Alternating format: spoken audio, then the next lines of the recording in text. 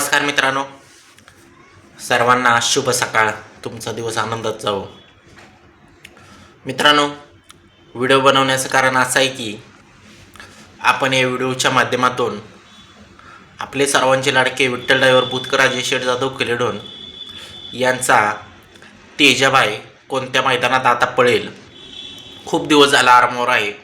काल नानाच्या दावणीतले चिक्क्या आणि बोंगा मित्रांनो 7-12च्या मैदानात पळाले, गटाला मार खाल्ला मित्रांनो. थोडक्यात 2 नंबरला उतरली गाडी. तेजा घरीच होता. तर मित्रांनो, तेजा त्याचबरोबर मोहिलशेठ धुमाळ सुसगाव यांचा बकासूर महाराज हे नक्की नंदी कोणत्या मैदानात आता पाळणार आहेत याचे अपडेट आपण या व्हिडिओच्या माध्यमातून देणार आहे. व्हिडिओ शेवटपर्यंत पहा आणि व्हिडिओ आवडल्यास लाईक करा, कमेंट करा आणि आपल्या चॅनलला सबस्क्राईब करायला विसरू नका. चला तर पाहूया. तर मित्रांनो, विठ्ठल ड्रायव्हर बुतकराजे शेठ जाधव कलेडोन यांचा तेजा आपल्याला आता 9 तारखेला पळताना पाहायला मिळणार आहे. 9-12चं एक नामांकित आणि पारदर्शक मैदान म्हणून ज्याची ओळख आहे, असं 9-12चं खटावचं मैदान. 7-12चं मैदान झालं, आता 9-12चं मैदान. आणि या मैदानामध्ये विठ्ठल नानाचा तेजा आपल्याला 100% पळताना पाहायला मिळणार आहे.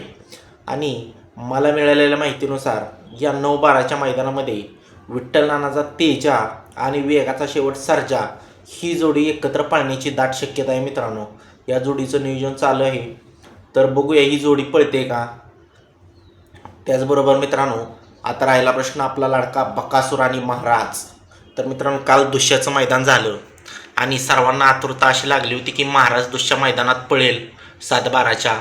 पण मित्रांनो, काही कारणास्तव हे नियोजन झालेलं कॅन्सल झालं आणि 9 तारखेला महाराजला पळवण्याचा निर्णय घेतला.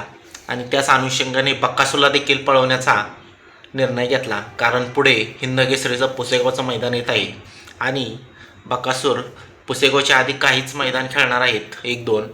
तर मित्रांनो, बकासूर देखील उद्या 9-12च्या मैदानात आपल्याला 100% पळताना पाहायला मिळणार आहे. आणि महाराज देखील उद्याच्या 9-12 मैदानात 100% पळताना पाहायला मिळणार आहे. कदाचित उद्या या 9-12च्या मैदानात घरची गाडी पळण्याची शक्यता आहे मित्रांनो. जर चुकून घरची गाडी नाही पळाली तर उद्या माझ्या माहितीनुसार उद्या आपल्याला वादळ आणि बकासूर ही जोडी देखील पाळण्याची दाट शक्यता वाटत आहे मित्रांनो. आणि बघूया जर या जोडींना कसं स्पीड लागतंय. तरी उद्याच्या मैदानासाठी 9-12च्या अखंड महाराष्ट्रातील सर्व बैलगाडी मालकांना, चालकांना शुभेच्छा देऊया आणि नक्कीच गुलालासाठी नंदी पात्र ठरतील अशा आपण शिवाजीराव महाराजांचरणी मनापासून प्रार्थना करूया. या मैदानाचे लॉयलाट संध्याकाळी जाहीर होतील आणि आपण दरवेळेप्रमाणे या मैदानात कोणकोणत्या गटात पळतील याचे अपडेट आपल्या व्हिडिओच्या माध्यमातून तुमच्यापर्यंत पोहोचवणार आहे. तर मित्रांनो, व्हिडिओ आवडल्यास लाईक करा, कमेंट करा आणि आपल्या चॅनलला सबस्क्राईब करायला विसरू नका. धन्यवाद.